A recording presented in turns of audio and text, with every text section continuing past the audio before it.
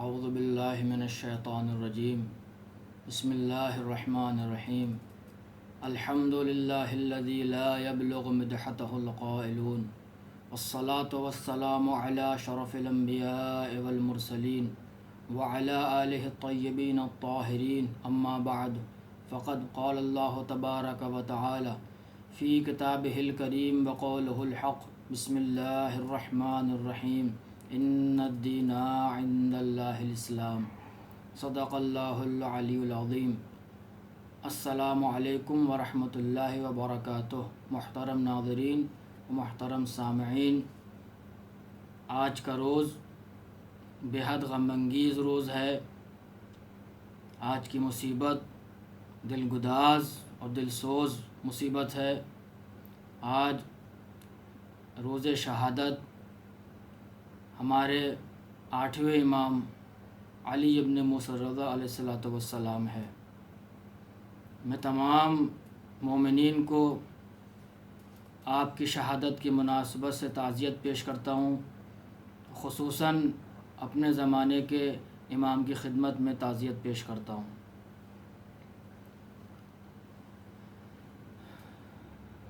امام علی ابن موسیٰ رضا علیہ السلام کا وجود مبارک، ذات گرامی کسی تعارف کی محتاج نہیں ہے۔ بس اتنا کہنا چاہوں گا کہ تمام کمالات اور تمام فضائل کے مجموعے کا نام علی ابن موسیٰ رضا علیہ السلام ہے۔ مولا کی عظمت، مولا کی شان، مولا کی رفعت، مولا کی بلندی اور مولا کا علم کہ جو علم لدنی کی سند رکھتا ہے، اور یہ سند کسی حرکس و ناقص کی دی ہوئی نہیں، بلکہ خود جو حقیقت علم ہے، جو ذات علم ہے کہ جو خالق کائنات ہے، خداوند عالم نے آپ کو یہ سند عطا فرمائی۔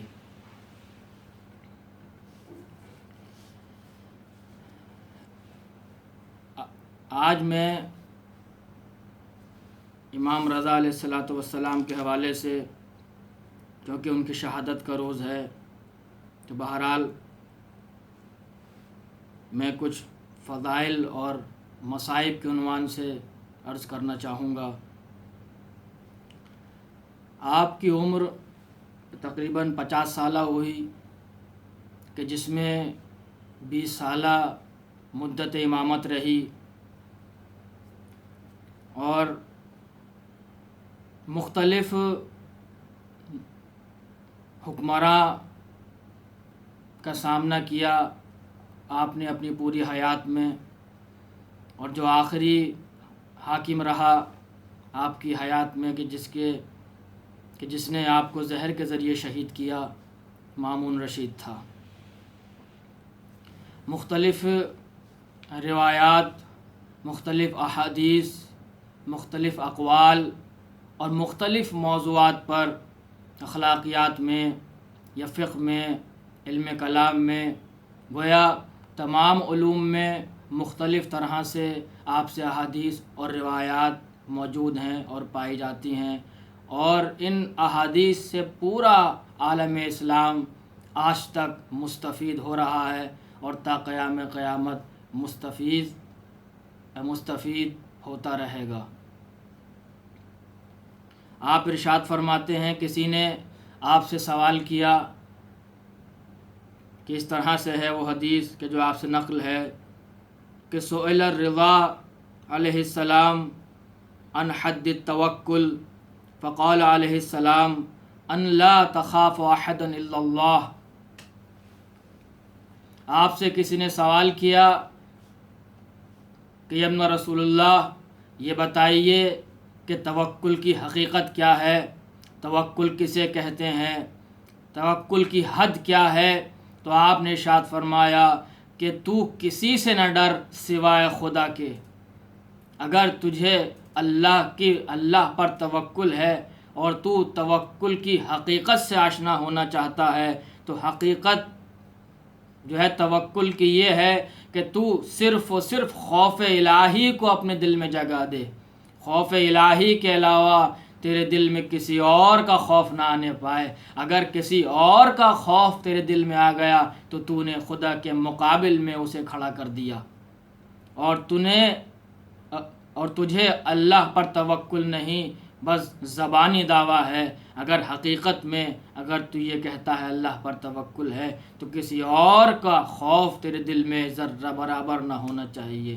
جب خوف الہی انسان کے دل میں پیدا ہوگا، جب خوف الہی اور صرف خوف الہی انسان کے دل میں پایا جائے گا، تو بس اب انسان وہی کام انجام دے گا جس میں خوشنودی الہی ہو، وہی کام انجام دے گا جس میں رضا الہی ہو، جس میں خوف الہی ہو. اس کام کے انسان بالکل قریب نہ جائے گا. تو مولا نے اس چھوٹے سے جملے میں تمام انسان کی حیات کو سمیٹ کر، اس کے اعمال کو سمیٹ کر، اس کے زندگی کی لاہیہ عمل کو سمیٹ کر بتا دیا کہ اگر تجھے دنیا میں رہ کر اگر تجھے کام انجام دینا ہے تو صرف و صرف رضا الہی کے لیے انجام دینا ہے. یہ مولانا نے ارشاد فرمایا توکل کے حوالے سے. اب میں ایک اور جو ہے روایت جو حدیث کے نہج میں بیان ہوئی ہے وہ یہ ہے، اس کا عنوان یہ ہے کہ مولا نے بہت اہم حدیث ہے، بہت اہم روایت ہے کہ جس میں مولا نے یہ ارشاد فرمایا کہ ایک مسلمان کو کیسا ہونا چاہیے. ایک مسلمان انسان کو کیسا ہونا چاہیے، کیسے وہ سماج میں، معاشرے میں زندگی بسر کرے کہ دیکھنے والے یہ کہیں اور یہ جاننا چاہیں کہ یہ انسان کس دین کا پیروکار ہے، یہ انسان کس دین و مذہب کا ماننے والا ہے. وہ اخلاق انسان میں نظر آنا چاہیے، وہ اطوار، وہ عادات، وہ خصلتیں، وہ صفات اس انسان سے ظاہر ہوں کہ انسان پوچھنے پر مجبور ہو جائے کہ بھئی جانے کہ یہ شخص کس دین کا ماننے والا ہے کہ اس دین نے اس شخص کو اتنا منظم کر رکھا ہے، اتنا اس دین نے اس انسان کو مزین کر رکھا ہے اخلاق حسنہ سے. تو مولا نے اس میں یہ بتایا کہ ایک مسلمان انسان کس طرح دنیا میں زندگی بسر کرے. روایت تھوڑی سی طولانی ہے لیکن بہت اہم ہے. اس طرح سے ہے کہ لا یتم عقل امرئ مسلم حتی تکون فیہ 10 خصال الخیر منہ معمول والشر منہ معمون یستکثر قلیل الخیر من غیرہ وَيَسْتَقِلُّ كَثِيرَ الْخَيْرِ مِن نَفْسِهِ لَا يَسْأَمُ مِن طَلَبِ الْحَوَائِجِ إِلَيْهِ وَلَا يَمُلُّ مِن طَلَبِ الْعِلْمِ طُولَ دَهْرِهِ الْفَقْرُ فِي اللَّهِ أَحَبُّ إِلَيْهِ مِنَ الْغِنَى وَالذُّلُّ فِي اللَّهِ أَحَبُّ إِلَيْهِ مِنَ الْعِزِّ فِي عَدُوِّهِ وَالْخُمُولُ أَشْهَى إِلَيْهِ مِنَ الشُّهْرَةِ ثُمَّ قَالَ عَلَيْهِ السَّلَامُ الْعَاشِرَةُ وَمَا الْعَاشِرَةُ قِيلَ لَهُ مَا هِيَ قَالَ عَلَيْهِ السَّلَامُ لَا يَرَى أَحَدًا إِلَّا قَالَ هُوَ خَيْرٌ مِّنِّي وَأَتْقَى. مولانا نے ارشاد فرمایا کہ اگر کوئی مسلمان اپنے آپ کو مسلمان سمجھتا ہے، مسلمان کہتا ہے، اسلام لانے کا دعویٰ کرتا ہے، تو یہ 10 صفات اس کے اندر ضرور پائی جانی چاہیے. جس مسلمان میں یہ 10 صفتیں پائی جائیں گی وہ اپنے آپ کو مسلمان کہلوانے کا یا اپنے آپ کو مسلمان سمجھنے کا حق رکھتا ہے. جس میں سے پہلی صفت مولا بیان کر رہے ہیں کہ الخیر منہ معمول. ایک مسلمان کو ایسا ہونا چاہیے کہ ہر انسان اس شخص سے خیر کی امید رکھے، ہر انسان اس سے خیر کی امید رکھے. جب بھی کوئی انسان اسے دیکھے تو کہے کہ دیکھو یہ کتنا اچھا آدمی ہے، یہ کسی سے لڑتا جھگڑتا نہیں، ہم نے تو صرف اس سے خیر ہی دیکھی۔ تو پہلا اصول مولا نے ایک مسلمان انسان کے لیے دنیا میں زندگی بسر کرنے کا بتایا کہ پہلا اصول یہ ہے کہ تم سے ہر ایک انسان کو صرف و صرف خیر کی امید ہو، شر کی امید، لڑائی جھگڑے کی امید نہ ہو۔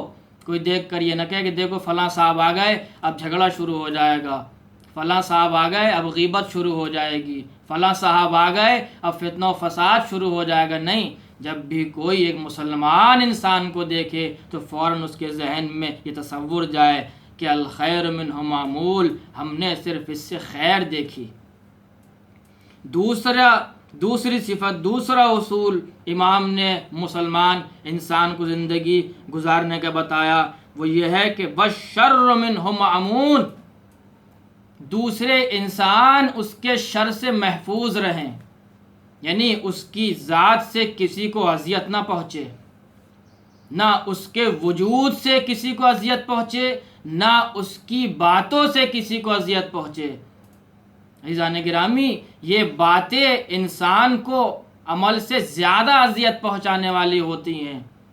باتیں جو ہیں وہ انسان کے دل میں سوراخ کر دیتی ہیں۔ اس لیے کہہ رہے ہیں کہ بشر منہ مامون، اس مسلمان سے کسی کو اذیت نہ پہنچے، تمام انسان اس سے اپنے آپ کو محفوظ فکر کرے، محفوظ سوچیں کہ بھائی یہ بھائی یہاں پر موجود ہے، ہمیں اس سے کوئی اذیت نہیں پہنچتی، ہمیں اس سے کوئی خوف نہیں ہے۔ تیسرا اصول امام نے بتایا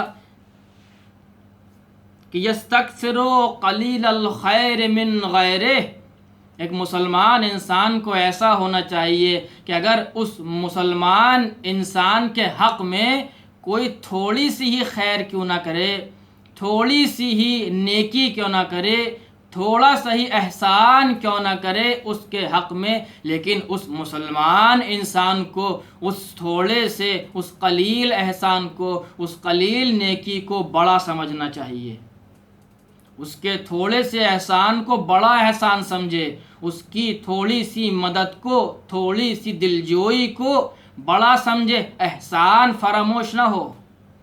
مسلمان کو احسان فراموش نہیں ہونا چاہیے۔ حدیث بھی ہے کہ جو انسان مخلوق کا، اللہ کی مخلوق کا شکر ادا نہیں کر سکتا، وہ خالق کا شکر کبھی ادا نہیں کر سکتا۔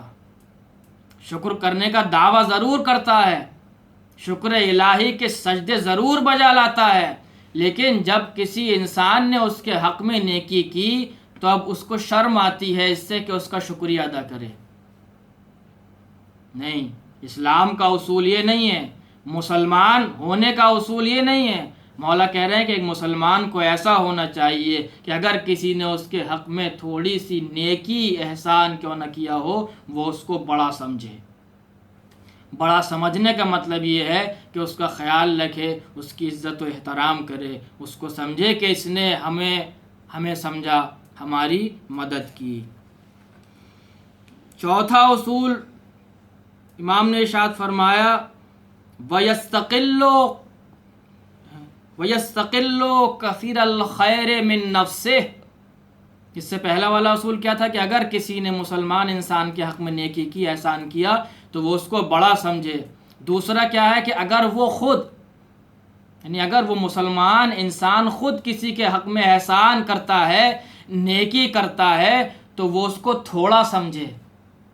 جب کوئی دوسرا اس کے حق میں نیکی کرے اس کو بڑا سمجھے، لیکن اگر وہ خود جب کسی کے حق میں نیکی کرے تو چاہے کتنی ہی بڑی نیکی کیوں نہ کی ہو، کتنا ہی بڑا احسان اس کے حق میں کیوں نہ کیا ہو، لیکن اپنے بڑے سے بڑی نیکی کو، بڑے سے بڑے احسان کو دوسرے کے حق میں تھوڑا سمجھے۔ یہ ایک مسلمان انسان کا مزاج ہونا چاہیے، یہ ایک مسلمان انسان کی زندگی کا اصول ہونا چاہیے۔ جب ایک مسلمان انسان اس طرح سے اپنے معاشرے میں زندگی بسر کرے گا تو کوئی یہ جانے بغیر نہ رہے گا کہ بھئی معلوم کریں کہ یہ انسان کس دین کا ماننے والا ہے۔ وَيَسْتَقِلُّ كَثِيرَ الْخَيْرِ مِن نَفْسِهِ۔ پانچواں اصول مولانا نے ارشاد فرمایا لا یسأم من طلب الحوائج الیہ، جب لوگ اس کی طرف، جب لوگ مسلمان کی طرف، مسلمان انسان کی طرف کسی حاجت کے لیے آئیں، کوئی حاجت لے کر اپنی اس کے پاس آئیں، تو وہ ان کو جھڑکے نہیں، وہ اس سے برا نہ مانے۔ یہ ایک مسلمان کا مزاج ہونا چاہیے کہ جب کوئی اس کے پاس کسی حاجت کے سبب اس کے پاس آئے تو اسے جھڑکے نہیں اور اس سے عاجز نہ ہو کہ پتہ نہیں آ جاتے ہیں، نہیں، بلکہ اس کے اندر ایک طرح کی خوشحالی محسوس ہونا چاہیے۔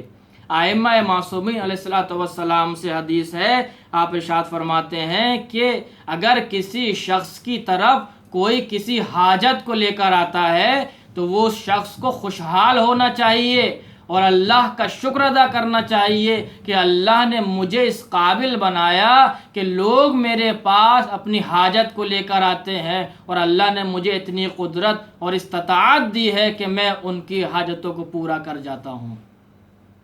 جو پھلدار درخت ہوتا ہے لوگ اسی کے نزدیک جاتے ہیں، بے پھل درخت، بے ثمر درخت کے نزدیک کوئی نہیں جاتا۔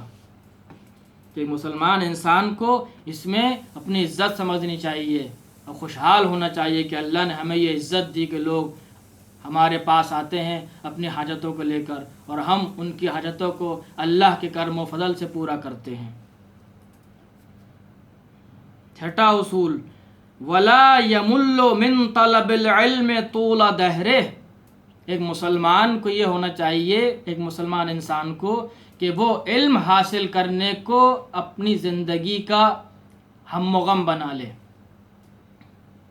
دیکھیے، علم انسان صرف اس لیے حاصل نہ کرے کہ انسان کو اچھی جاب مل جائے گی، انسان کو اچھی نوکری مل جائے گی، انسان کا ذریعہ معاش اچھا ہو جائے گا، یہ ساری چیزیں ضروری ہیں انسان کے لیے، لیکن انسان کی نیت یہ نہ ہو۔ جب انسان کی نیت خلوص کی ہوگی اور علم کو برائے علم حاصل کرے گا تو اللہ انسان کو دنیا بھی عطا کرے گا اور اللہ انسان کو آخرت بھی عطا کرے گا۔ وَلَا يَمُلُّ مِن طَلَبِ الْعِلْمِ طُولَ دَہْرِهِ، اپنی پوری حیات میں علم حاصل کرنے سے خستگی محسوس نہ کرے، علم حاصل کرنے سے تھکے نہیں، بلکہ تمام زندگی طول عمر علم حاصل کرے۔ اور علم جب برائے علم حاصل کیا جائے گا، علم جب اس لیے حاصل کیا جائے گا کہ علم انسان کو انسان بناتا ہے، علم انسان کو انسان کی حقیقت سے آشنا کراتا ہے، علم انسان کو بشریت کے حقوق سے آشنا کراتا ہے، علم انسان کو اپنے اعزاء و اقارب کے حقوق سے آشنا کراتا ہے، علم انسان کو زندگی جینے کا سلیقہ سکھاتا ہے۔ اگر مسلمان یہ چاہتا ہے کہ دنیا میں اس کو سربلندی حاصل ہو، دنیا میں وہ ترقی کرے، تو صرف و صرف ایک اصول اس کے پاس ہونا چاہیے، اور وہ یہ کہ علم حاصل کرے، کثرت سے علم حاصل کرے اور ہمیشہ تعمر علم حاصل کرتا رہے۔ ساتواں اصول، الفقر فی اللہ احب الیہ من الغنا، ایک مسلمان کو ایسا ہونا چاہیے کہ فقر اور تنگ دستی کو اختیار کرنے پر آمادہ ہو جائے، ایسی دولت سے، ایسی بے نیازی سے کہ جو اسے اللہ کے راستے سے ہٹا دے، یعنی معصیت کے راستے پر چلنے کو قبول نہ کرے، چاہے اسے فقر و تنگ دستی کا شکار کیوں نہ ہونا پڑے۔ یہ بہت اہم بات ہے۔ مسلمان کو ایک ایسا، اس کا ایمان، اس کا یقین ایسا ہونا چاہیے کہ فقر و تنگ دستی کو اختیار کر لے لیکن معصیت کے راستے پر نہ چلے، گناہ کے راستے پر نہ چلے، اپنے آپ کو گناہ سے آلودہ نہ کرے اپنی تنگ دستی کو دور کرنے کے لیے۔ اور اللہ کی راہ میں اگر اسے چلنا پڑے اور پھر بھی تنگ دستی کا شکار ہونا پڑے تو اس پر بھی انسان کو اللہ کا شکر بجا لانا چاہیے۔ عزیزان گرامی، یہی مثال جناب خدیجہ سلام اللہ علیہا نے پیش کی۔ جناب خدیجہ سلام اللہ علیہا وہ عظیم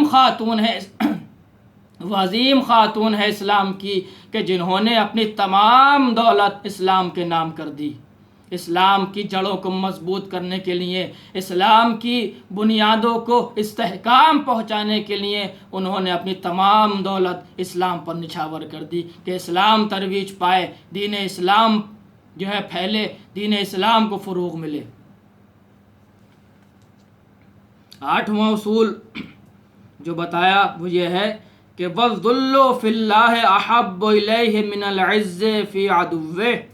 اگر انسان کو اللہ کی راہ میں ذلت اور تحقیر کا سامنا کرنا پڑے تو وہ اس سے بہتر ہے کہ وہ اللہ کے دشمن سے جا ملے۔ اللہ کے دشمن کے پاس اگر وہ جاتا ہے تو اس کو عزت و احترام ملتا ہے، تو وہ اللہ کے دشمن کے پاس جانے سے بچے، چاہے اس کے عوض میں اس کو تحقیر اور ذلت کا ہی سامنا کیوں نہ کرنا پڑے۔ 9واں اصول بہت اہم اصول، والخمول واشہا الیہ من الشہرہ۔ خمول یعنی گمنامی۔ مولا ارشاد فرماتے ہیں کہ انسان گمنامی جو ہے، گمنامی کو اختیار کرے اور شہرت پر مقدم کرے، گمنامی کو شہرت پر مقدم کرے۔ اب 10واں جو اصول ہے وہ کسی نے سوال کیا کہ مولا 10واں اصول کون سا ہے؟ تو مولا ارشاد فرماتے ہیں کہ لا یرا احدا الا قال ہوا خیر منی واتقا۔ 10واں اصول یہ ہے کہ جب بھی کوئی مسلمان انسان کسی دوسرے انسان کو دیکھے تو ہمیشہ یہ کہے کہ یہ مجھ سے بہتر ہے، یہ مجھ سے متقی ہے، یہ مجھ سے متقی تر ہے، یہ مجھ سے باتقوا تر ہے، یہ مجھ سے پرہیزگار تر ہے۔ یہ نہ کہے کہ ہم سب سے بہتر ہیں، ہم سے بہتر کوئی نہیں ہے۔ جس انسان کے اندر یہ تصور پایا جائے، جس انسان کے اندر، جس مسلمان کے اندر یہ جذبہ پایا جائے کہ جو اپنے سے کسی کو بہتر سمجھے ہی نہ، تو امام کی حدیث کی روشنی میں وہ مسلمان کہنے کا حقدار نہیں ہے۔ مومن اور ایمان کی منزل تو بہت دور ہے، اسے اپنے آپ کو مسلمان کہلانے کا بھی حق نہیں ہے۔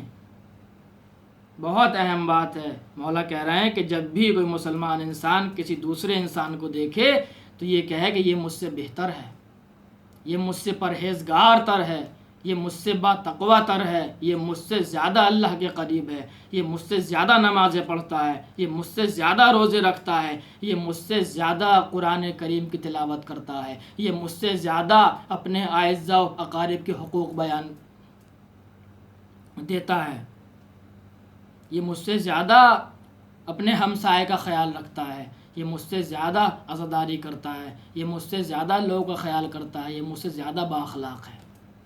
یہ ہونا چاہیے ایک مسلمان انسان کے اندر۔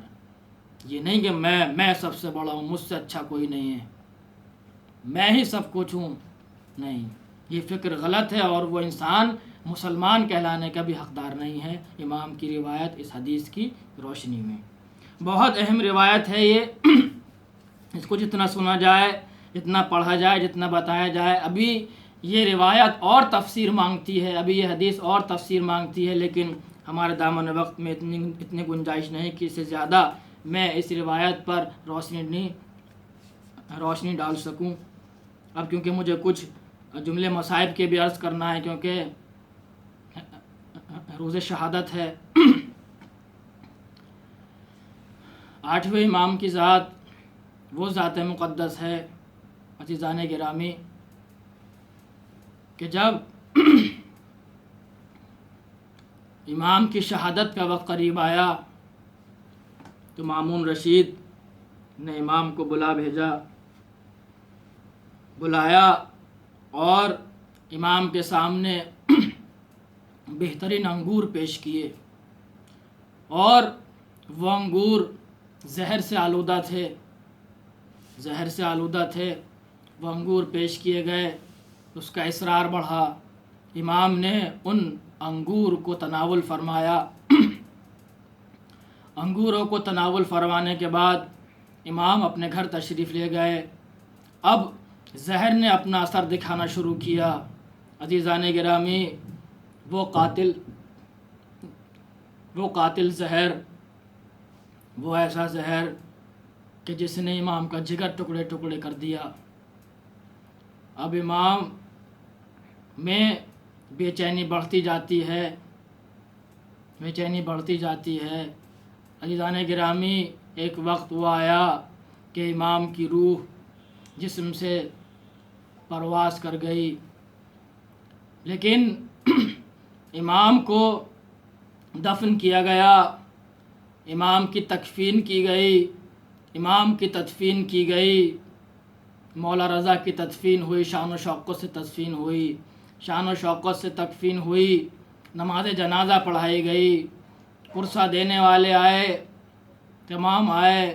میں کہوں گا مولا جب آپ کی نماز جنازہ کا وقت آیا تو آپ کے فرزند ارجمند امام جواد علیہ السلام نے آپ کی نماز جنازہ پڑھائی اور شان و شوقت سے آپ کی نماز جنازہ ہوئی اور آپ کو شان و شوقت سے دفن کیا گیا۔ دفن کرنے میں بہت مجمع موجود ہے، تمام لوگ موجود ہیں، پرسہ دینے والے موجود ہیں، پرسہ لینے والے موجود ہیں، آپ کے اہل حرم موجود ہیں، لیکن آپ کے بعد جب آپ کے اہل حرم گریہ کرتے ہیں تو ان پر کوئی تماشے نہیں لگاتا، ان کو کوئی رونے سے نہیں روکتا۔ آپ کی مقدرات عصمت کے پردے سلامت ہیں، آپ کے بعد کسی نے ان کے پردوں کی طرف جرأت بھی نہ کی۔ لیکن مولا میں کہوں گا کہ آئیے کربلا میں آئیے، مولا کربلا میں آئیے، کربلا کا منظر دیکھیے۔ بعد شہادت حسین خیام حسینی کو غارت کیا گیا، خیام حسینی میں آگ لگائی گئی، بیویوں کے پردے چھینے جانے لگے، بیویوں کی چادر چھینی جانے لگی۔ ارے بیویاں ایک خیمے سے دوسرے خیمے میں، دوسرے خیمے سے تیسرے خیمے میں، ارے بلاخر تمام بیویاں سید سجاد کے خیمے میں جمع ہو گئی، ارے جناب زینب نے پوچھا بیٹا سید سجاد ہماری چادریں چھینی جا چکی، خیموں میں آگ لگا دی گئی، ارے ہم جل کر خیموں میں رہ جائیں یا خیمے سے باہر نکل جائیں۔ سید سجاد غش کے عالم میں تھے، کہا پھوپھی اماں جان کا بچانا واجب ہے، خیموں سے نکل جائیے۔ ارے تمام بیویاں بے مقنع و چادر خیام سے باہر نکلی۔ ارے مولا رضا میں کہوں گا آپ کے بعد آپ کی بیویوں کے پردے سلامت رہے، آپ پر گریہ کرنے دیا گیا، مگر ایک بچی ہے جب بھی وہ آپ پر گریہ کرتی ہے ظالم اس کو تازیانے لگاتا ہے، تماچے لگاتا ہے۔ مولا رضا آپ کے بعد آپ کی بیویاں، آپ کے بعد آپ کی مستورات مقدرات عصمت گھر میں محفوظ رہی، مگر ہائے بعد شہادت حسین بیویوں کو کربلا سے کوفہ کے بازار، کوفہ سے شام کے بازار میں گھمایا گیا۔ ارے یزید کا حکم تھا کہ دمشق میں بیویوں کو جب وارد کیا جائے، جب بازار سجے ہوئے ہوں، شور و غل ہو، لوگوں کا آنا جانا ہو، ارے شمر نے ایسا ہی کیا، جب بازار سجے بیویوں کو بازاروں سے گزارا گیا۔ اب جو بیویاں دربار شام میں پہنچی، یزید تخت پر بیٹھا ہے، یزید ملعون تخت نشین ہے، تمام بیویاں سامنے موجود ہیں۔ یزید نے کہا ارے ذرا مجھے ان بیویوں کا تعارف کرا، شمر نے تعارف کرانا شروع کیا۔ ارے یہ زینب بنت علی، یہ سکینہ ہے، یہ ام فروہ ہے، یہ رباب ہے، یہ فضہ ہے۔ ارے جب یزید نے زینب بنت علی کا نام سنا، کہا کہ ارے میں زینب سے ہم کلام ہونا چاہتا ہوں۔ ارے زینب کا یہ سننا تھا۔ جناب فضہ سامنے آ گئی، کہا کہ ارے یزید تیری مجال کہ تو شہزادی سے ہم کلام ہو۔ یزید نے کہا رے یہ ضعیفہ کون ہے؟ صرف نے کہا یہ فضہ ان کی خادمہ ہے۔ ارے کہا کہ اسے قتل کر دے۔ جیسے ہی قتل کرنے کے لیے فضہ کو آگے بڑھا، فضہ نے کہا رے اے حبش کے جوانوں، میں حبش کی شہزادی ہوں، تمہاری غیرت کو کیا ہوا کہ تمہاری شہزادی کو بھرے دربار میں قتل کیا جاتا ہے؟ ارے حبش کے جوانوں نے جب یہ سنا اپنی تلواریں نکالی، فضہ کے سامنے کھڑے ہو گئے، کہا کہ یزید اگر ہماری شہزادی کا ایک بال بھی باقی ہوا تو یہاں خون کی ندیاں بہہ جائیں گی۔ ارے یہ منظر جناب زینب نے دیکھا، نجف کا رخ کیا، اے بابا اماں فضہ کے چاہنے والے اس دربار میں موجود ہیں، مگر آپ کی بیٹی، آپ کا چاہنے والا اس بھرے دربار میں کوئی موجود نہیں۔ انا للہ و انا الیہ راجعون۔ رضا بقضائه وتسلیما لامره سيعلم الذين ظلموا اي منقلب ينقلبون۔ ربنا تقبل منا بحق محمد وانت المحمود، وبحق علي وانت العالى، وبحق فاطمة وانت فاطر السماوات والارض، وبحق الحسن وانت المحسن، وبحق الحسين وانت قديم الاحسان۔ ربنا تقبل منا انك انت السميع العليم۔